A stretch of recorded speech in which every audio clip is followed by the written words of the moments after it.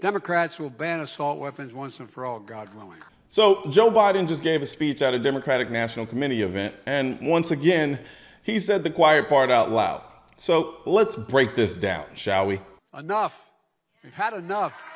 It's time to pass the assault weapons ban. Look, I support the Second Amendment.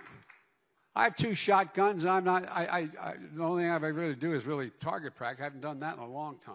Biden, owning 2 dusty-ass shotguns doesn't make you a supporter of the Second Amendment any more than saying this. Wait, if you have a problem figuring out whether you're for me or Trump, then you ain't black. This. Unlike the African-American community, with notable exceptions, the Latino community is an incredibly diverse community with incredibly different attitudes about different things. Or this. I mean, you got the first sort of mainstream African-American who is articulate and bright and clean and a nice-looking guy.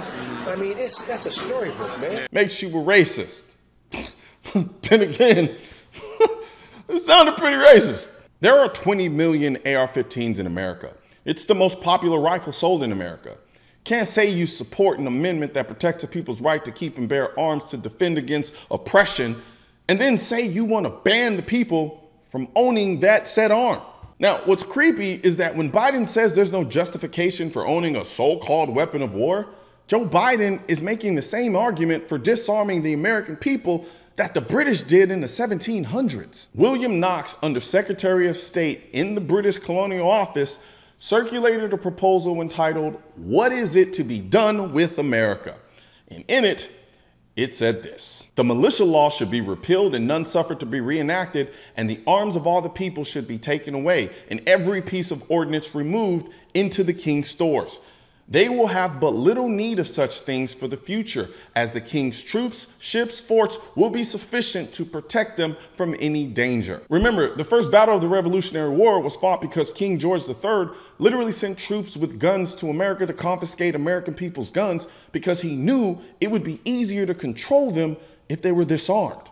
The reason Joe Biden says there's no justification for owning a so-called weapon of war is because he is the justification for owning so-called weapons of war. The whole reason the founding fathers wrote the Second Amendment is because they just fought a war for their independence from a tyrannical British government using their own guns that King George III, much like Joe Biden is trying to do now, was trying to ban them from owning. The founding fathers wrote the Second Amendment because they wanted to protect the American people's ability to have the best weapons possible to defend against the possible oppression of a tyrannical government, even if it was our own government.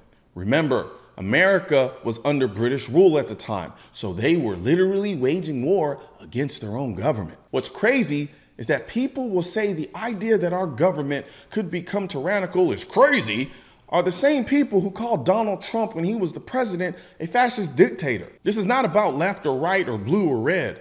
The same way that Joe Biden is a justification for owning a so-called weapon of war is the same way Donald Trump is a justification for owning a so-called weapon of war.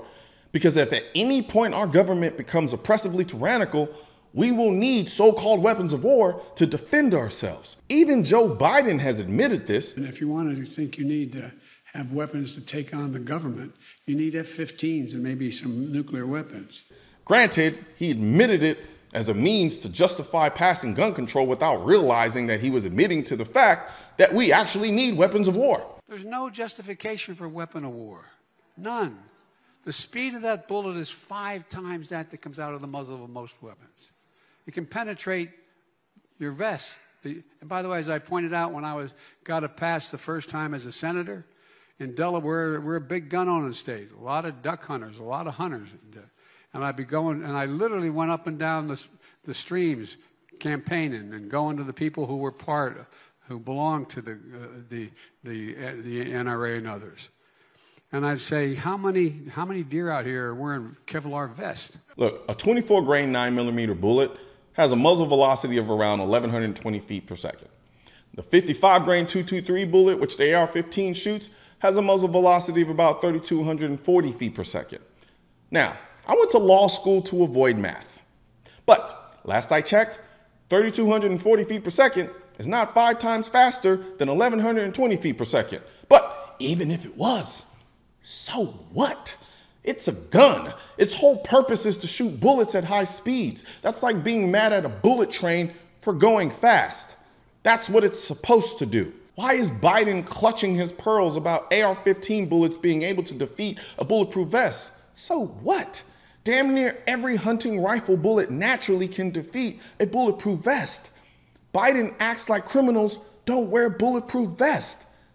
If criminals wear bulletproof vests, why would I want a bullet that can't defeat a criminal wearing a bulletproof vest? And for the sake of humanity, Biden, stop using this stupid deer wearing a Kevlar vest analogy. You think it's a cute little joke, but it makes you look really dumb because it assumes the only animal on the planet that hunters hunt are deer. The .223 isn't even considered the best round to hunt deer with, precisely because of its lack of power compared to other hunting rounds. What in God's name do you need an assault weapon for? It's an assault weapon designed to kill people, to defend America, to defend people. I'm sure there are going to be people who will watch this part of the video and say, oh, it was just a Freudian slip. He really didn't mean to say that so-called assault rifles is designed to defend people. And they're probably right. He didn't mean to say it, but it is what he truly believes, because it's those same assault rifles that are used to defend his life. Biden knows damn well that people are buying AR-15s to protect life, which is why he had that Freudian slip. You can only lie so much before your subconscious takes over and starts exposing you. And considering how little of a command Joe Biden has of his mental faculties these days, his subconscious betrays him a lot. And this is one of those times. Joe Biden has to sell an image to people who are already scared of guns that people buying AR-15s are people who want to murder people. But it's ridiculous. Are you really trying to tell me that this family bought their AR-15s because they want to murder people? And this family has AR-15s because they want to murder people? Or, and I know this may surprise some people whose idea of protecting their home is little Johnny's baseball bat, these people have AR-15s because they want the best tool possible to protect their family. When Joe Biden says they're only good for killing, he knows that the people will automatically think murder. But there are different types of killing, some good and some bad. Using an AR-15 to try to kill someone who is not trying to kill you is murder. Using an AR-15 to kill someone who is trying to kill you is self-defense. They're both killings, but only one of them is acceptable and good, while the other is unacceptable and bad. So, unless Joe Biden is trying to say that the millions of Americans who buy AR-15s every year are only buying them so that they can murder as many people as possible, Joe Biden, please go have some ice cream, take a nap, and leave our rights alone. Guns aren't political. That's why I need your help getting this message to spread on YouTube by clicking the thumbs up button, leaving a comment to let me know what you think of the video, then subscribing to the channel. But most importantly, click that bell symbol. For products featured in this video, click the links in the description.